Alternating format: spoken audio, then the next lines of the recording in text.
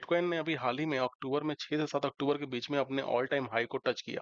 अब हमें ये जानना है कि ये ऑल टाइम इसका हाई था या फिर इसके बाद इसमें एक और जंप देखने को हमें मिलेगा और 1.26, 1.25, 1.26 का जो हमें एटीएस देखने को मिल रहा है बिटकॉइन में ऑल टाइम हाई, क्या ये इसको तोड़कर ऊपर जाएगा या अब वो उसका पीक वहीं तक था और अब ये नीचे ही हमें जाते हुए दिखाई देगा। जैसा कि फिलहाल अभी हम देख रहे हैं अपने स्क्रीन पर लाइव, अभी हमारी जो प्राइस है बिटकॉइन की वो चल रही है 1,09,000 समथिंग डॉलर के आसपास में ये ट्रेड कर रहा है। जैसा कि देखो पहले के बिटकॉइन साइकिल में देखा गया है, तो ये लग रहा है कि शायद साइकिल का पीक हो सकता है। बिटकॉइन का जो प्राइस साइकिल है ना, वो हर 4 साल में एक हाल्विंग इवेंट के बाद बढ़ता है और 2024 में अप्रैल 20 को लास्ट हाल्विंग हुआ था।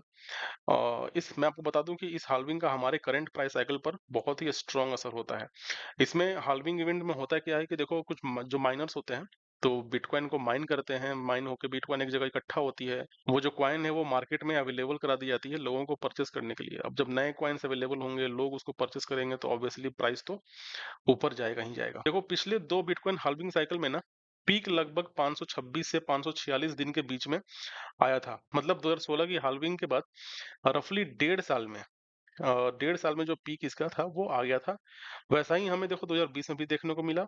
इस बार भी हम अक्टूबर से नवंबर 2025 के बीच में, क्योंकि जो लास्ट हमारी हाल्विंग थी वो 2024 में हुई है, अप्रैल 2024 के आसपास में। तो अक्टूबर से नवंबर 2025 के बीच में हम ऐसा एक्सपेक्ट कर रहे थे कि ये पीक आ सकता है और वो पीक हमें देखने को मिला 1,26,000 के आसपास में डॉलर, जो कि इसने ट्रेड किया और अभी तक इसने उस प्राइस को क्रॉस नहीं किया है, नीचे ही आते हुए दिख रहा है। तो हम ऐसा एक अनुमान लगा रहे हैं कि 1,26,000 डॉलर के आसपास जो था ये 1,25,000 1,26,000 के आसपास में, तो वो उसका पीक था, वो इसका ऑल टाइम हाई था इस हाल्विंग इवेंट के बाद में। और इसी बीच में जैसा कि आप लोग जानते हैं कि कुछ ऐसे न्यूज़ भी आए मार्केट में, जैसे कि यूएस ने चाइना पर नए इंपोर्ट टैरिफ लगाए, जिसका क्रिप्टो मार्केट पे बहुत ही डायरेक्ट इफेक्ट पड़ा। फ्यूचर मार्केट में 19 बिलियन डॉलर का लिक्विडेशन हुआ। देखो यूएस के स्पॉट बिटकॉइन ईटीएफ मार्केट में बायर्स का मेजर हिस्सा है। जब ईटीएफ में पैसा आता है तो ईटीएफ को मार्केट से बिटकॉइन को खरीदना पड़ता है और जब मार्केट से बिटकॉइन को खरीदा जाएगा तो ऑब्वियस सी बात है उसका प्राइस हमें ऊपर जाता हुआ दिखाई देगा। लेकिन अगर मान लो ठीक इसके उल्टे हुआ और ईटीएफ में पैसे की इनफ्लो की जगह इनफ्लो जो है वो कम हो गया और आउटफ्लो बढ़ गया, तो इससे क्या होगा कि प्राइस जो है वो सीधे नीचे गिरता है। थोड़ा सा मैं यहाँ पर समझने और आपको समझाने के लिए मैंने एक वेबसाइट ओपन किया हुआ है जिसमें हमें दिखा रहा है कि ईटीएफ का जो इनफ्लो है आउटफ्लो है वो कैसा चल रहा है फिलहाल। तो देखो सबसे पहले नंबर पे हम लोग थोड़ा ध्यान देते हैं, ब्लैक रॉक का एक ईटीएफ है आई शेयर बिटकॉइन ट्रस्ट के नाम से, आईबीआईटी। तो उसमें हालांकि इन्होंने बहुत ही सबसे ज्यादा बिटकॉइन को इन्होंने होल्ड करके रखा हुआ है, ठीक है। लेकिन अगर हम फ्लो की बात करें तो यहाँ पर हमें इनफ्लो की जगह आउटफ्लो देखने को मिल रहा है। और एक दिन में 7 दिन की बात करें वहां भी हमें आउटफ्लो देखने को मिल रहा है। और ठीक वैसे ही जो फिडलिटी का है, वाइज ओरिजिन बिटकॉइन ट्रस्ट, एफबीटीसी, उसमें भी हमें इनफ्लो, इन्होंने भी अच्छा खासा, मतलब ब्लैक रॉक के बाद में बहुत ही तगड़ा, इन्होंने बहुत ही मेजर क्वांटिटी में इन्होंने होल्ड कर रखा है बिटकॉइन को। अब ये देखो यहाँ भी हमें आउटफ्लो देखने को मिल रहा है। मतलब ऑलमोस्ट जो है हमारा पिछले 7 दिन की हम डेटा की बात करें या 30 दिन की भी डेटा की बात करें, तो हमें इनफ्लो कम, आउटफ्लो हमें ज्यादा देखने को मिल रहा है। यानी कि मार्केट में पैसा कम आ रहा है, बिटकॉइन को खरीदा कम जा रहा है, लेकिन बेचा ज्यादा जा रहा है। तो जब बेचा जाएगा बिटकॉइन को तो प्राइस क्या है वो गिरेगी। देखो बिटकॉइन के पिछले बियर मार्केट 12 से 18 महीने तक चले और ऑलमोस्ट 57% से 76% तक जो गिरावट है वो देखी गई थी।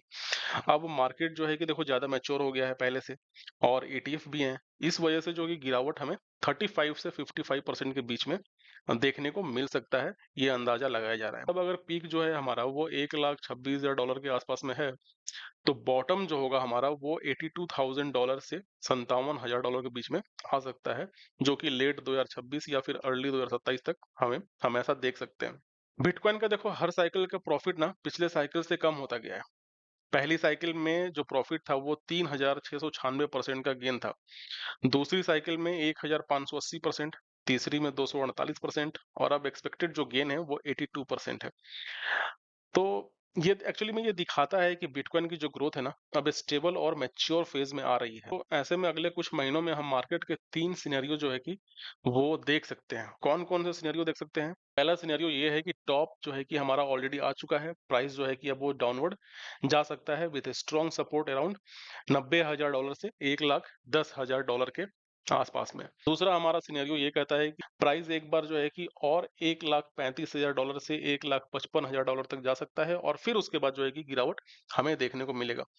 तीसरा सिनेरियो ये कहता है कि एक्सटेंडेड टॉप बिल्डिंग का सिनेरियो है हमारा, यानी कि प्राइस जो है वो $1,00,000 से $1,25,000 के बीच में साइडवेज जो है कि वो मूव करेगा कुछ महीनों तक।